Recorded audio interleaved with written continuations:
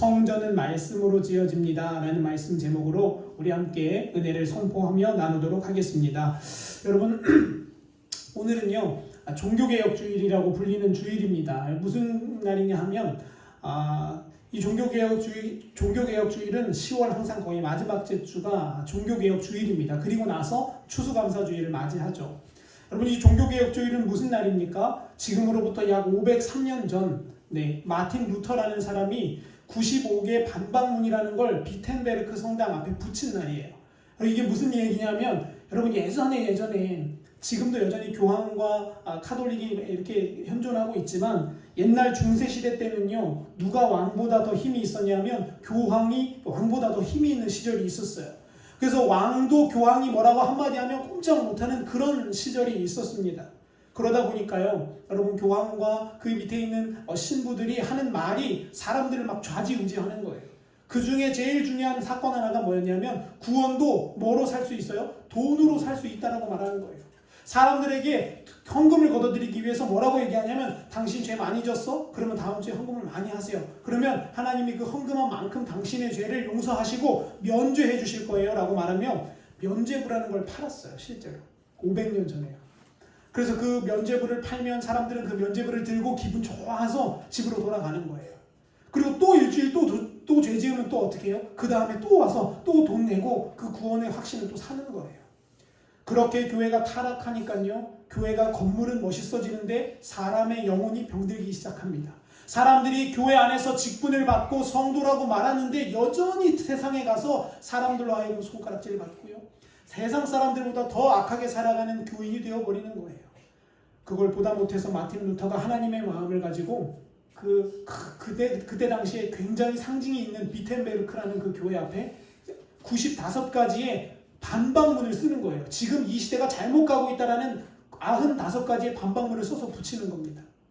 여러분은 지금도 그렇겠지만 예전이라면 어떻게 됐을까요? 끌려가서 이제 죽도록 고문을 당하는 거예요. 왜 그렇습니까? 감히 어디 교황권에 도전을 해? 감히 어디 이렇게 위대한 권력에 도전을 해? 하면서 아주 혼이 난 날입니다. 근데 여러분, 하나님의 은혜로 정말 감사하게도 그 마틴 루터의 그 선거를 통해서 하나님이 이 땅을, 그리고 이 민족과 이 나라 전 세계를 다시 한번 살려주셨습니다. 그래서 그 1517년 10월 31일이 바로 그날이었어요. 그 비텐베르크의 성당 앞에 하나님의 말씀에 반대되는 것들을 다 갖다 붙인 날이에요. 근데 여러분, 참 신기한 것은요, 10월 31일이 영적으로 보면 굉장히 중요한 날이라는 거예요. 왜 그러냐면 여러분, 원래 10월 30일, 31일이 무슨 날이냐면 할로윈이라는 날입니다. 이게 무슨 말이냐면, 여러분 왜 TV에 보면 호박 그 그림 쓰고 막 검은색 옷 너플너플한 거 입고 막 남의 집 가서 막 사탕 달라고 하는 그런 날이에요. 여러분, 이게 어디서부터 온 거냐 하면요, 옛날 중세시대 그 이전부터 귀신을 쫓는 방법이에요. 귀신을 쫓는, 무슨 말이냐, 땅 밑에서 죽어있던 영혼들이 그날이 되면 살아 올라와서 이 집 저 집 돌아다니면서 사람들을 괴롭힌다라고 생각했어요. 그래서 사람들이 생각해낸 게 뭐냐면, 귀신보다 더 어떻게 하자? 무서운 모습으로 귀신을 놀래켜주자라는 겁니다. 그래서 호박에다가 그림을 그리고 귀신을 오는 걸 기다리고 있는 거예요. 그때가 언제냐면 10월 30일입니다. 여러분, 그런데 하나님의 역사는 참 놀라워요. 그 귀신의 역사가 있는 그 다음 날이 누구의 역사가 펼쳐지는 거예요? 하나님의 역사가 새롭게 펼쳐지는 종교개혁일이 되었다는 거예요. 저는 그래서 여러분, 이건 제 해석입니다만 저는 그렇게 생각합니다. 하나님이 우리에게 다시 한번 기회를 주시는구나. 하나님이 우리의 이 어둠의 세력과 이 어둠의 권세로부터 하나님 우리 다시 살리기 위하여 우리에게 루터라는 사람을 통해 개혁을 주셨구나 라는 생각을 하게 된다는 거죠. 여러분, 오늘 우리가 이제 이 말씀을 가지고 오늘 함께 말씀을 나눌 때에 여러분 안에 503년 전에 일어났던 종교개혁이 여러분 안에 일어나기를 간절히 축원합니다. 우리의 영이 사는 역사가 있기를 축복하고요, 우리의 가정이 살아가는 역사가 오늘 말씀을 통해 있기를 간절히 소망합니다. 이 루터가 강조하면서 했던 5가지의 중요한 게 있습니다. 제가 그래서 한번 가져와 봤어요. 이 루터라는 사람이 종교를 개혁하면서 썩어져 버린 카톨릭을 다시 한번 개혁하면서 5가지를 이야기했습니다. 여러분, 다들 한번 들어보셨을 거예요. 한번 읽어볼까요? 첫 번째가 뭡니까? 오직 성경이에요.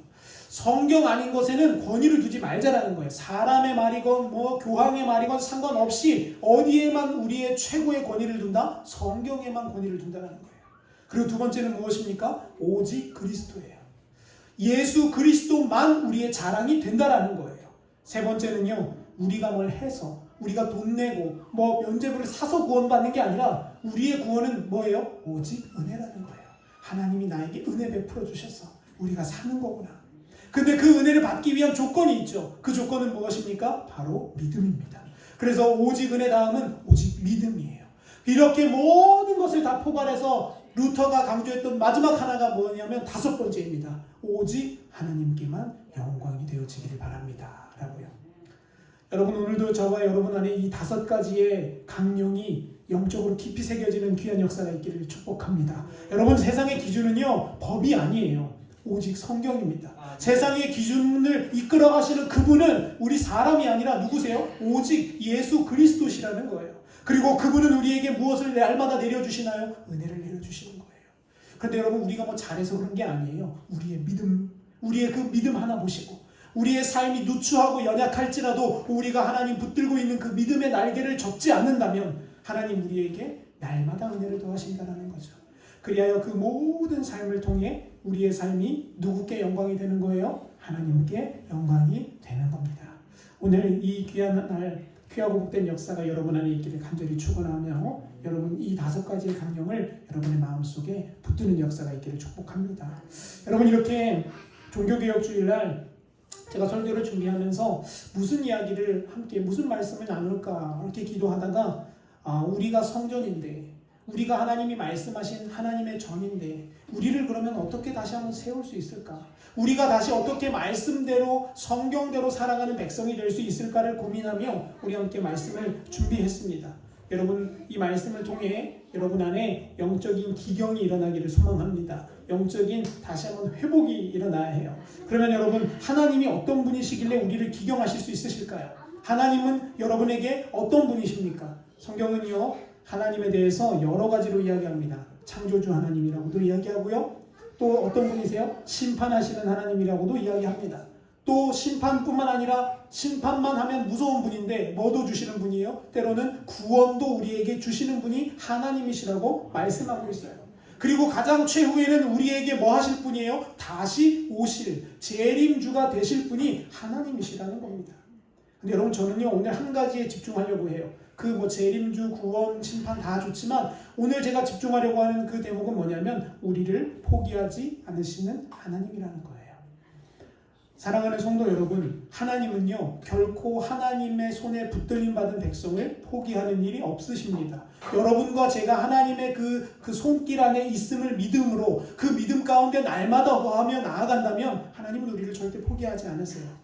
여러분, 이스라엘 역사를 보겠습니다. 이스라엘 사람들 죄짓고요, 반역하고요, 우상숭배했어요. 얼마나 우상숭배가 극도로 갔냐 하면 하나님이 우리에게 주신 열매, 태의 열매, 곧 아이를 어떻게 해요? 죽여서 바치는 거예요. 누구한테? 하나님한테 드리는 것도 아니고 저기 머리는 소고 몸통은 사람인 그런 몰렉이라는 신 앞에 자기 아들, 자기 딸을 바치는 겁니다. 그리고 거기에 뭐라고 기도하냐? 이렇게 기도합니다. 우리 가정을, 우리의 집안을, 우리를 돌봐주세요 라고요. 하나님이 주신 태의 열매인 자녀들을까지 바치면서 이스라엘 사람들이 우상숭배했어요. 여러분, 저는 그런데 이 말씀을 읽으면서 지금 우리가 그런 시대를 살고 있다고 저는 봅니다. 이 목사님, 저는 자녀를 결코 제물로 바친 적이 없는데요. 아니요. 여러분, 지금 이 시대가 바로 그런 시대예요. 한번 제가 예를 들어볼까요? 여러분, 요즘 서울의 대치동이라는 동네를 가면요, 아이를 엘리트로 키우려고, 아이를 아주 좋은 자리에 가게 만들려고 부모들이 하루에 학원을 8개, 9개씩 돌립니다. 여러분, 그 아이들에게 물었습니다. 너 행복하니? 아이들 대부분이 뭐라고 얘기하는지 아세요? 죽고 싶다고 얘기해요. 여러분, 저는 여기서 그 옛날의 몰렉제사를 발견해요. 옛날의 몰렉제사는요, 아이를 죽여서 바쳤지만 이제는 이 부모의 욕심을 위해 살아있는 아이들을 죽이는 거예요.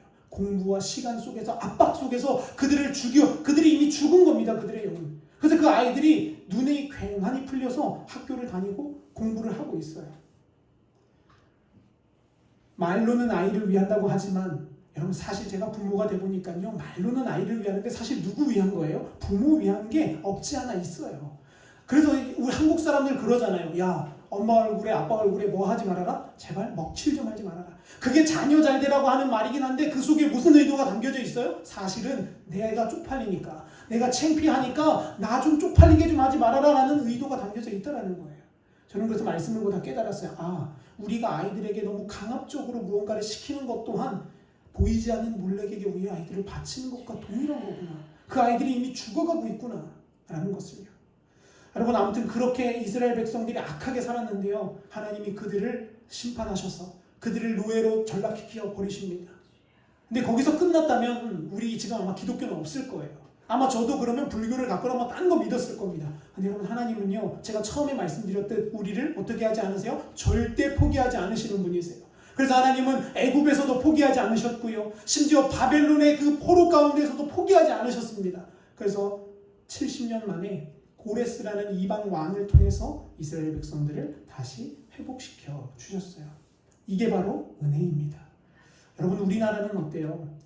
남들이 우리나라가 50년 전에, 70년 전에 6.25를 겪었을 때, 저는 6.25를 겪어보지 못했지만 저희 할머니, 저희 할아버님의 이야기를 들었을 때 6.25를 겪었을 때 사람들이 우리에게 다 이렇게 말했답니다. 외국인들이. 저 나라는 이제 곧 망할 거야.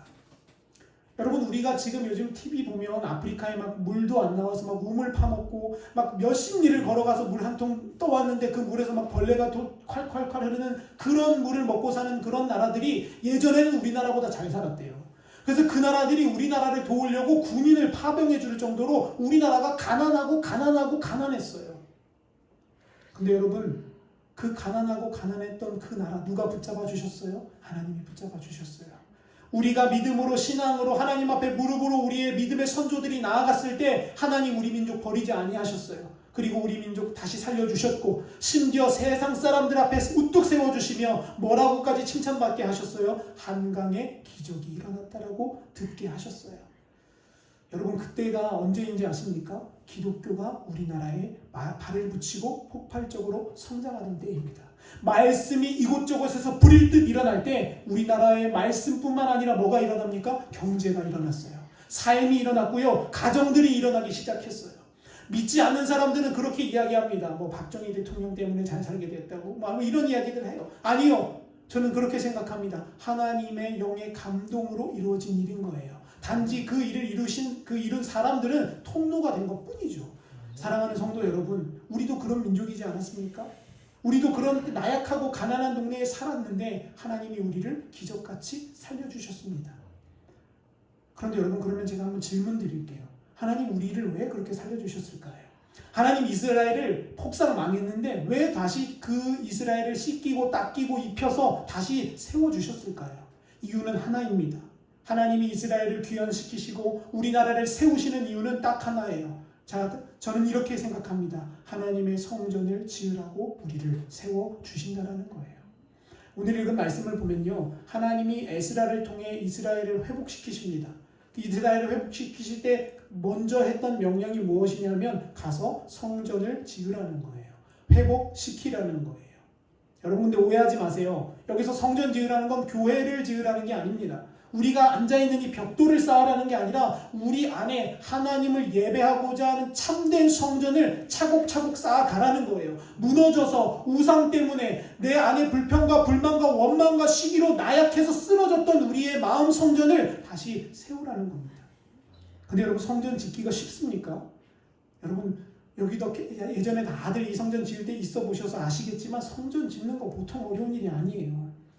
그래서 목회자들 사이에서는 이런 말이 있어요. 성전 하나 지을 때마다 병원 한번 입원해야 된다고, 그런 말이 있을 정도로 성전 짓는 게 보통 일이 아닙니다.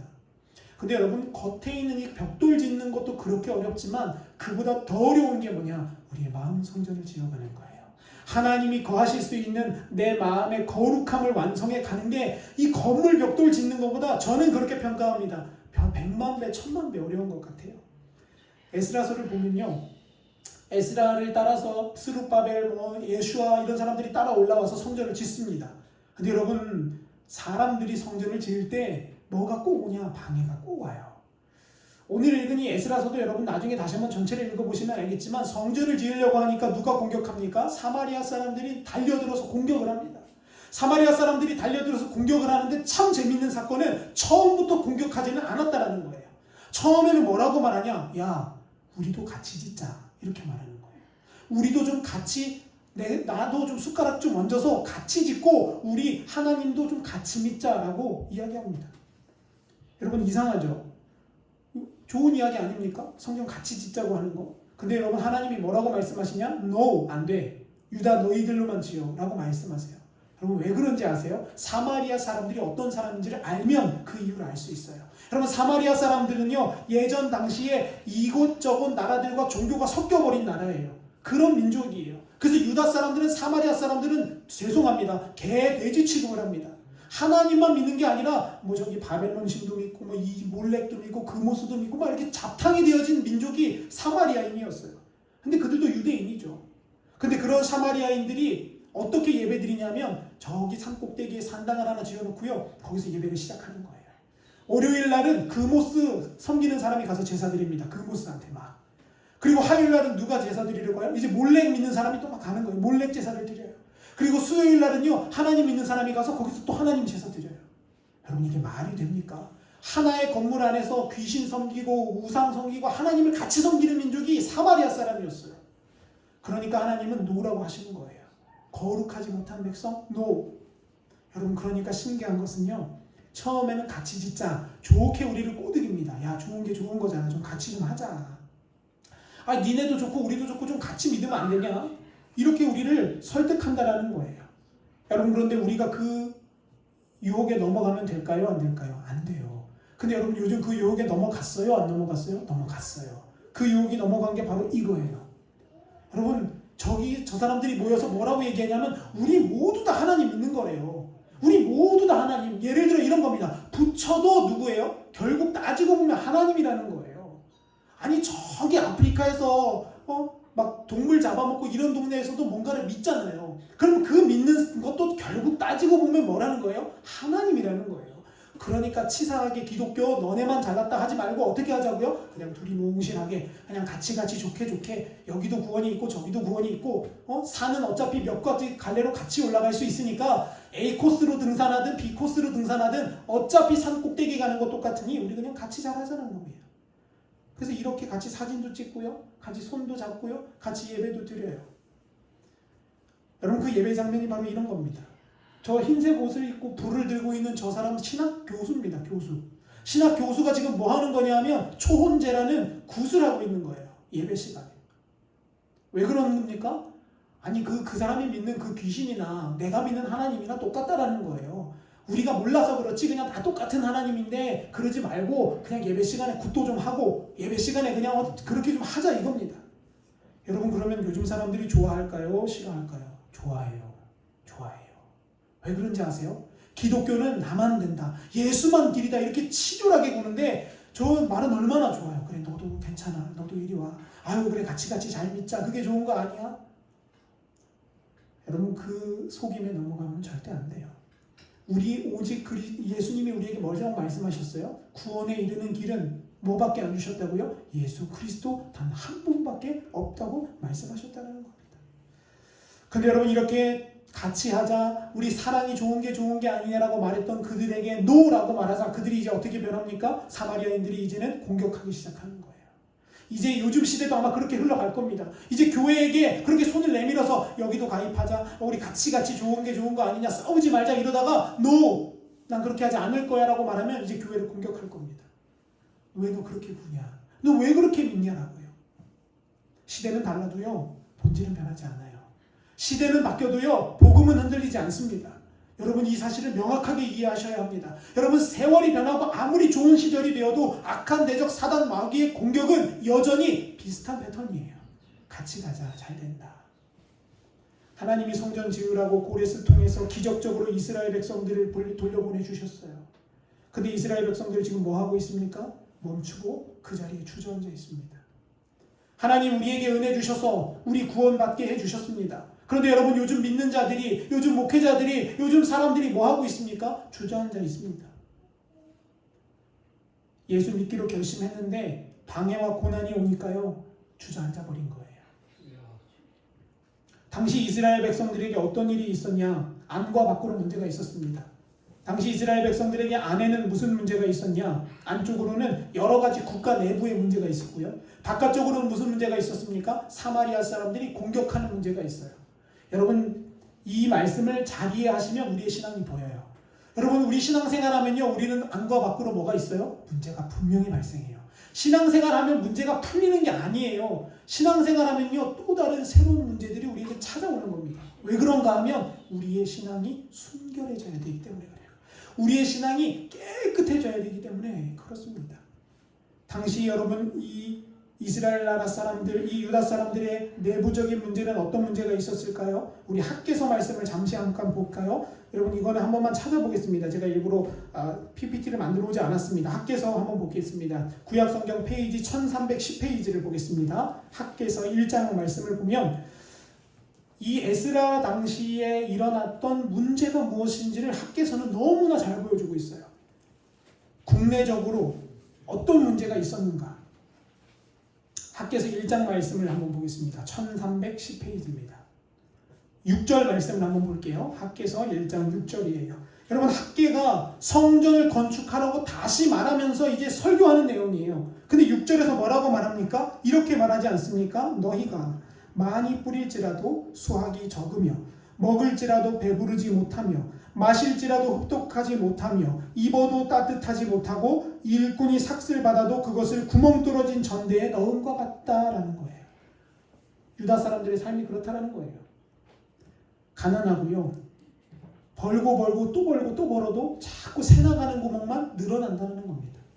여러분 이상하죠? 참 재밌어요. 지금으로부터 2500년 전에 기록된 성경인데 어느 때를 보는 것 같아요? 마치 지금을 보는 것 같아요. 지금 우리들의 삶을 똑같이 이야기하고 있어요. 여러분 우리가 성전 짓기, 우리의 마음 지키기를 뒤로 하고 열심으로 돈 벌어보십시오. 여러분 돈 버는 족족 쌓입니까? 막 돈이 막 착착착 쌓여서 막 금방 부자가 되나요? 아니요. 버는 만큼 나가게 되어져요. 그게 바로 지금 국내 이스라엘 사람들의 모습이었어요.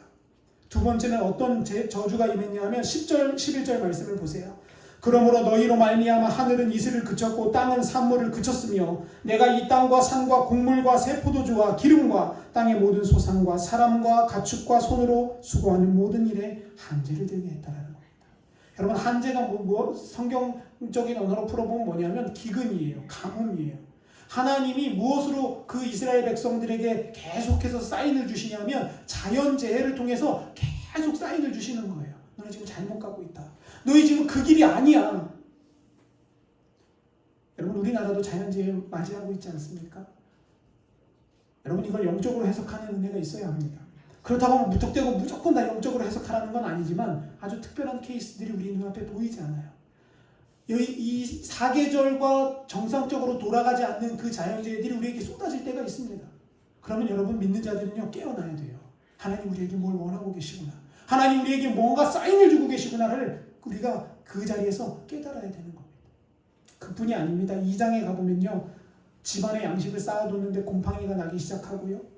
농사 잘 지어서 누렇게 벼들이 다 익어서 야 이제 추수할 일만 남았다 기뻐하는 그때에 갑자기 하늘에서 우박이 쏟아져서 그 모든 벼단들이 다 쓰러지는 역사가 이스라엘 백성 가운데 있었다라고 학개는 말합니다. 여러분 이 일이 왜 왔습니까? 학개는 딱 하나를 짚어요. 너희가 하나님의 말씀의 기준으로 성전 짓는 것을 뭐 했다? 멈췄기 때문이다. 너희의 삶이 왜 이렇게 무너지고 있느냐? 믿는 자들이 왜 이렇게 짓밟히고 있느냐? 답은 하나입니다. 성전 짓기를 멈추고 있기 때문입니다. 근데 여러분 사실 성전 짓기를 멈춘 이유는요. 가난해서, 우박 맞아서, 혹은 그래서 그런 게 아니에요. 사실 엄밀히 따지면 이스라엘 그 유다 사람들이 성전을 짓기를 멈춘 이유가 따로 있어요. 그 이유는요. 9절이 나와요. 9절 한번 보세요. 학개서 1장 9절입니다. 너희가 많은 것을 바랐으나 도리어 적었고 너희가 그것을 집으로 가져갔으나 내가 불어버렸느니라. 내 만군의 여호와가 말하노라. 이것이 무슨 까닭이냐? 내 집은 황폐하였으되 너희는 각각 자기의 집을 짓기 위하여 빨랐습니다. 아멘. 여러분 믿음의 사람들이 무너지는 이유는 여기입니다. 믿음의 사람들이 쓰러지는 이유의 중심은 뭐냐 하면 이기주의라는 거예요. 개인 이기주의, 인본주의적 사상이라는 거예요. 하나님이 고레스를 통해서 재물 주셨잖아요. 하나님이 이스라엘 사람들이 노력하지 않은 곡식도 고레스 통해 그냥 공짜로 주셨어요. 제가 지난번 에스라 설교할 때 여러분 말씀드렸잖아요. 에스라에게 그 왕이 뭐라고 말씀했다고요? 네가 원하는 만큼 다 가져가라고요. 네가 쓰고 싶은 만큼, 성전 지을 만큼 다 가져가라고 하나님이 그들에게 복을 주셨어요. 그런데 여러분, 그럼 그거 가지고 뭐 지어야 합니까? 성전 지어야죠. 하나님 우리에게 생명 주셨으면, 하나님 우리에게 물질 주셨으면 그거 가지고 하나님 위해 써야죠. 근데 여러분, 백성들이 누구를 위해 쓰는 거예요? 나 자신을 위해 쓰기 시작하는 거예요. 우리 집부터 먼저 짓자 이거예요. 아유, 하나님 70년 동안 밖에서 꽁꽁 얼며 서리 맞으며 비 맞으며 눈 맞으며 살았던 우리도 좀 기억을 해주셔야죠. 하나님 어떻게 우리도 좀 집 좀 짓고 나서 어떻게 할까요? 성전 좀 지을게요. 여러분, 사람이 보기에는 그 말이 맞습니까? 틀립니까? 맞아요. 우리도 먹고 살아야죠. 그런데 하나님이 보시기에는 틀렸다는 거예요. 하나님이 보시기에는 누가 우선이에요? 하나님이 우선이 되어야 돼요. 근데 이 말씀을 읽는데 너무 마음이 아파요. 요즘 여러분, 교회뿐만 아니라 믿는 사람들뿐만 아니라 모든 사람들 속에 누가 우선이에요? 내가 우선이에요. 내가. 아니, 저부터도 그래요. 제가 이 말씀을 읽으면서 제가 회개했어요. 아니, 이게 나부터도 문제구나. 하나님이 우선이 아니라 하나님이 날 우선해서 쓰라고 주신 물질 누구 위에 쓰고 있어요? 나 위에 쓰고 있어요. 야, 안타깝더라고요, 제 스스로가. 그러면서 이 말씀을 통해 제가 먼저 은혜 받았습니다. 순서를 바꿔야겠구나. 여러분, 비단 물질의 문제만은 아닙니다. 오해하시면 안 됩니다. 물질뿐만 아니라 우리의 시간도, 우리의 기준도, 우리의 정성도 어디에 먼저 투자하느냐가 중요하다는 거예요. 예수님 믿어 구원받고 하나님의 통치를 받는 성전으로 살아내라고 우리를 부르셨는데도 불구하고 우리는 먹고 마시고 입고 즐기고 노는 것에 우리의 신앙을 투자하고 있지는 않습니까? 그때 하나님이 에스라서를 통해 스가랴와 학개라는 선지자를 보내셔서 계속해서 뭐라고 말씀하시냐? 돌아와라. 정신을 차려라. 제발 좀 돌아와라. 이렇게 말하는 거예요. 여러분, 제가 하나님이었다면 저는 이스라엘 거기서 포기했을 겁니다. 야, 얘네는 구제불능이구나. 가르쳐도 안 되는구나. 제가 예전에 중학교, 초등학교를 다닐 때 여러분, 제 친구들 중에 지능이 모자란 친구들이 몇몇 있었습니다. 그래서 그 당시에 저희는 특수반이라고 불렀어요. 이렇게 1반, 2반, 3반 이렇게 하지 않고 특수반이라고 반을 꾸려서 그들에게 이제 한글을 따로 가르치고요. 이런 수학을 가르쳐요. 야, 근데 여러분, 제가 제일 존경했던 분이 거기에 담임 선생님이셨어요. 거기 담임 선생님이 여자 선생님이셨는데요. 얼마나 대단한지, 저 같으면 막 여기 뚜껑이 열려서 못 참을 텐데 그걸 다 참으시고 그렇게 아이들한테 알려주시더라고요. 얘들아, 1 더하기 1은 2야. 이렇게 알려줬어요. 여러분, 지능이 떨어지니까 모를 수 있어요. 한 번, 두 번, 10번까지 괜찮아요. 그런데 여러분, 1년 내내 똑같이 1 더하기 1은 2야 알려줬는데 그 다음날 또 가서 1 더하기 1이 뭐야? 물으면 헛소리를 하는 거예요. 그리고 자기 맛대로 막 눌러다니는 거예요. 제가 만약에 거기 선생님이었으면 저는 그만뒀을 것 같아요. 사표 썼을 것 같아요. 대단하더라고요. 참고 또 참고 또 참는 겁니다. 근데 하나님도 그와 같은 분이셨어요. 이스라엘 백성이 그렇게 실패하고 그렇게 낭망하고 좌절하고 여전히 밭에 풀어놓은 망아지처럼 그렇게 뛰어다녔음에도 불구하고 하나님 그들을 놓지 않으셨어요. 하나님 그들에게 뭐라고 말씀하셨냐? 바울의 고백에 따르면 하나님이 만을 위해서 그들을 여전히 다스리고 계셨다라고 말해요. 여러분, 하나님의 통치와 섭리는요, 안 되는 것 같지만 여전히 우리 위에 있다는 걸 믿으시길 축원합니다. 여러분, 하나님의 손길은요, 나를 떠난 것 같지만 아니에요. 떠난 게 아니에요. 하나님은 여전히 우리와 함께하고 계신다는 거예요. 단 깨달아야 되는 건 뭐냐? 하나님이 우리를 떠난 게 아니라 누가 누구를 떠난 거예요? 우리가 하나님을 떠나는 게 문제인 거예요. 이스라엘 백성들이, 유다 백성들이 말씀에 부딪히기 시작했습니다. 5장 1절에서부터 5절 말씀을 보니까요, 학개와 스가랴가 등장해서 하나님의 말씀을 계속 선포합니다. 듣든지 안 듣든지 계속 하나님의 말씀을 그들에게 집어넣어 줍니다. 그렇게 자기의 사명과 자기의 의도와 내가 왜 살아야 되는지를 잊어버리고 그 주저앉아 있던 그 이스라엘 유다 백성들에게 하나님의 말씀이 가서 부딪히기 시작하는 거예요. 하나님의 말씀의 칼날이 그들의 영혼과 골수를 찔러 쪼개기 시작하니까 그들이 어떻게 됩니까? 변화되기 시작합니다. 학개와 스가랴가 하나님 편이 되어서 하나님의 말씀으로 교훈하고 책망하고 바르게 하고 의로 교육하기를 힘썼을 때에 반대파들도 있었어요. 그 반대파들은 뭐라고 말하냐? 그 반대파들은 이렇게 말했습니다. 아직 때가 아니라고요. 지금 성전 지을 때가 아니라는 거예요. 여러분 얼마나 듣기 좋은 말이에요. 그러면서 그 사람들이 뭐라고 말하냐? 지금은 하나님도 이해해 주실 거야. 지금은 우리 집 지어도 하나님 용서해 주실 거야 라고 말한다는 거예요. 성경은 진리입니다. 성경은요 변하지 않습니다. 여러분 이런 시대, 이 시대 가운데 있었던 이 말씀이 지금 우리 시대 가운데 있을까요? 없을까요? 있습니다. 복음 전하면 사람들이 뭐라고 말해요? 지금은 아니래요. 언제 간대요? 나중에 간대요. 나중에. 그럼 대체 나중에 언제입니까? 우리가 언제 죽을지 어떻게 죽을지도 모르는 우리의 인생인데 그들은 늘 그렇게 대답합니다. 나중에. 언젠가는 나중에 믿겠습니다. 시기가 안 됐다라고 말하는 거예요. 근데 여러분 우리는 그들을 위해 울어야 합니다. 우리는 그들을 위해 눈물을 흘려 기도할 줄 알아야 합니다. 왜냐하면 하나님의 방법이 아니기 때문에 그래요.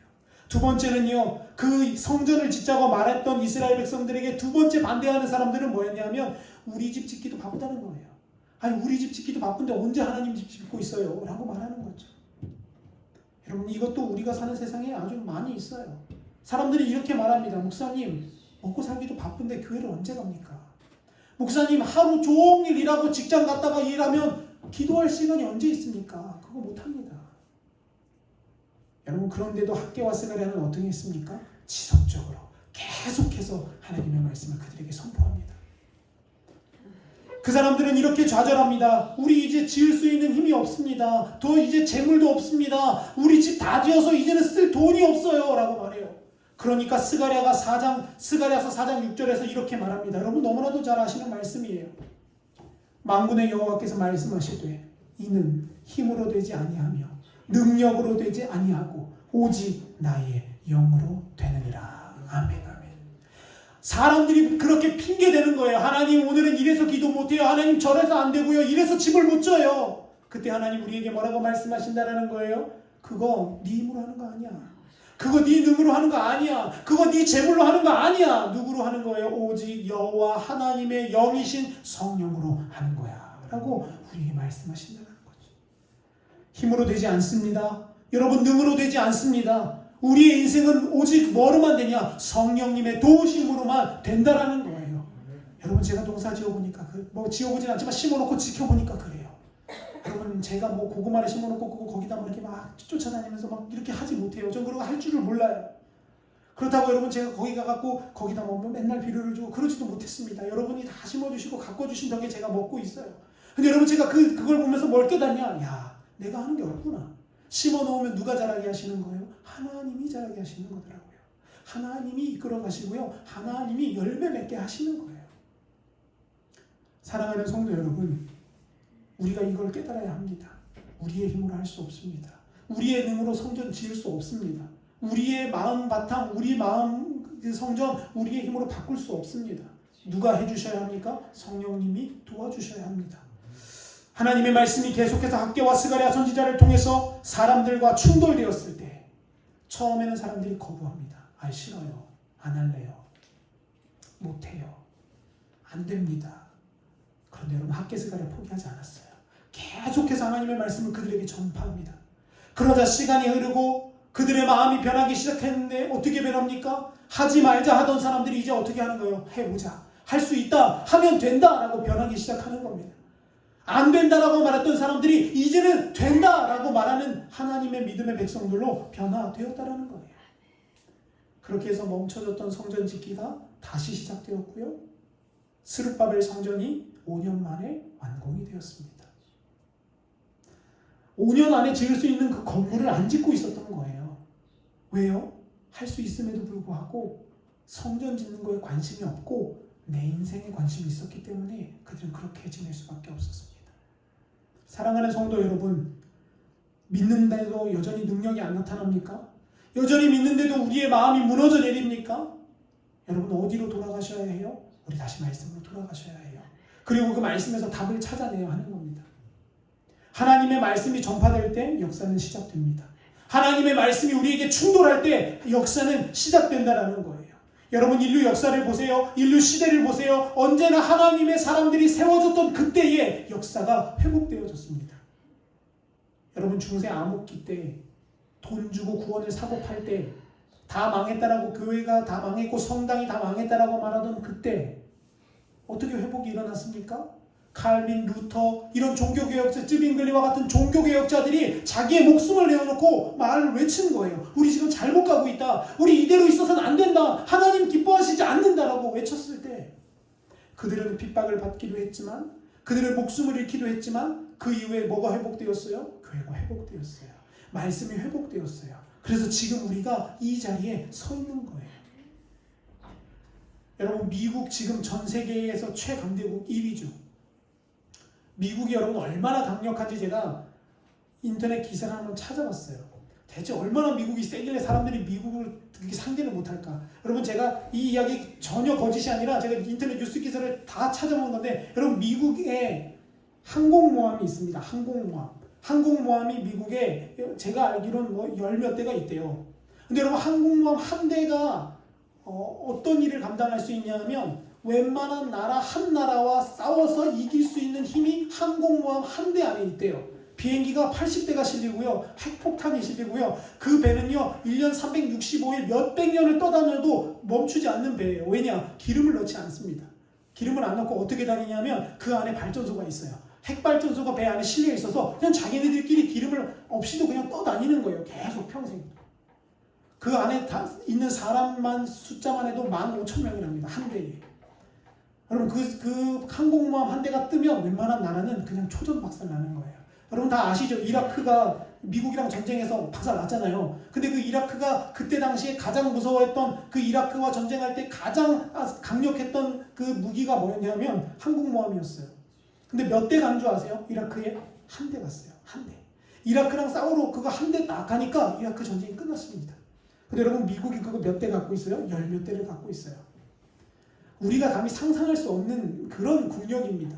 근데 여러분 옛날에 미국이 그랬습니까? 미국은요 인디언들이 살던 땅이에요. 우리로 말하면 저기 미개한 사람들, 사탕수수 심어가지고 그 사탕수수 껍질 벗겨 먹고 살던 그런 사람들이 살던 땅이 미국이었습니다. 근데 영국의 청교도들, 믿음을 가진 사람들이 그 배를 타고 그 배에서 생명을 걸며 신앙의 자유를 찾아 미국으로 갔습니다. 거기서 땅에 씨를 뿌리고요. 그 첫 번째 열매를 감사하는 일을 뭐를 드린 거예요? 추수감사절로 드린 거예요. 거기서부터 땡스기빙데이, 추수감사가 시작된 겁니다.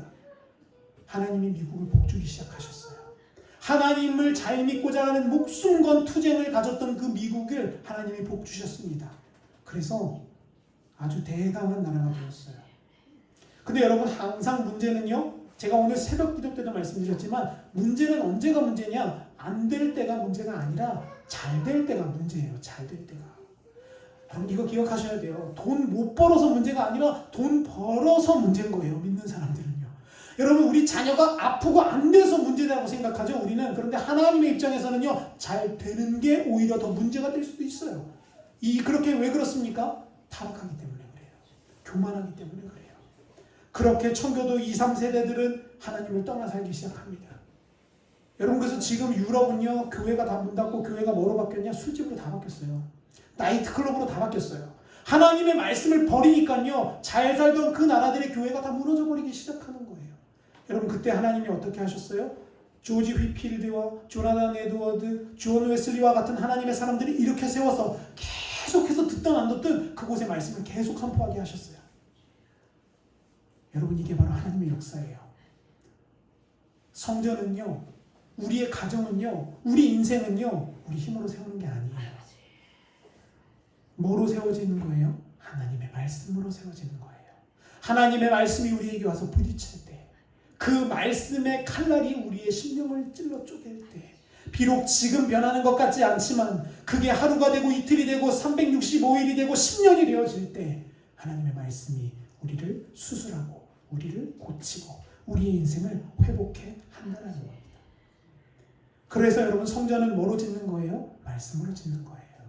돈으로 짓는 거 아니에요. 에이 목사님 그거는 목사님 성전 안 지어봐서. 아니요.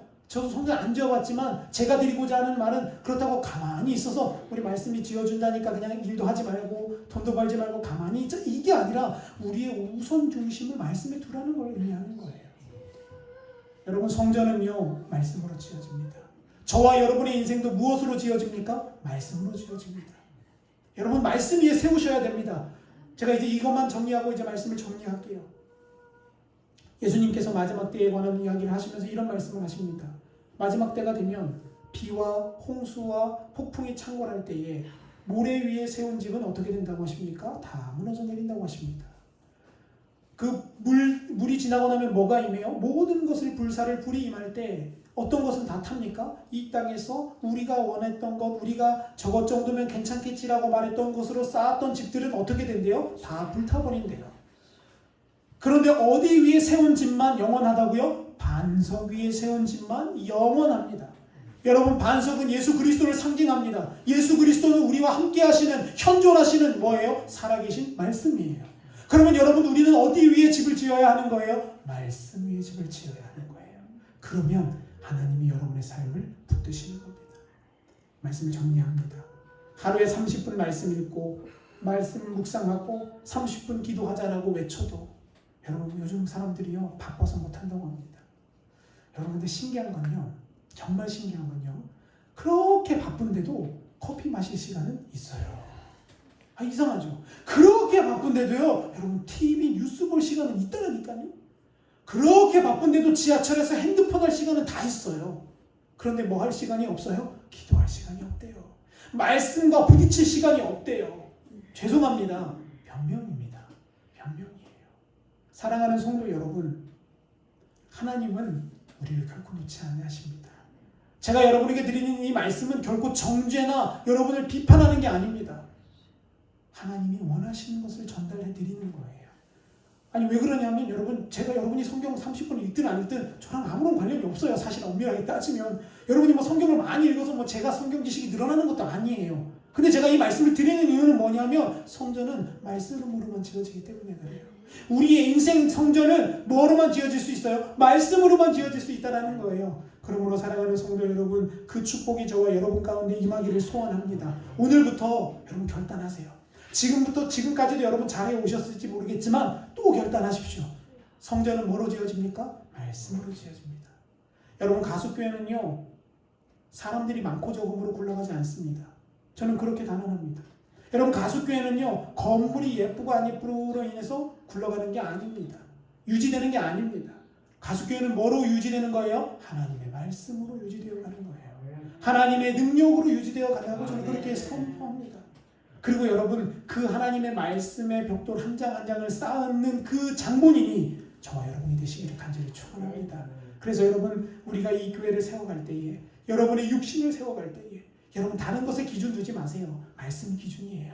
하나님의 법이에요. 그 법 위에 우리가 바르게만 선다면 그분은 우리의 반석이 되실 겁니다. 그분은 그 풍랑과 좌절하고 그 모든 배들이 깨어지는 그 좌초의 그 폭풍 속에서도 하나님은 우리를 흔들어 굳건하게 세우실 줄 믿습니다. 그 사실을 신뢰하시고 저와 여러분이 날마다 하나님의 말씀 가운데 거하시며 하나님의 말씀에 인생을 거는 귀하고 복된 손길이 다 되시기를 간절히 축원합니다.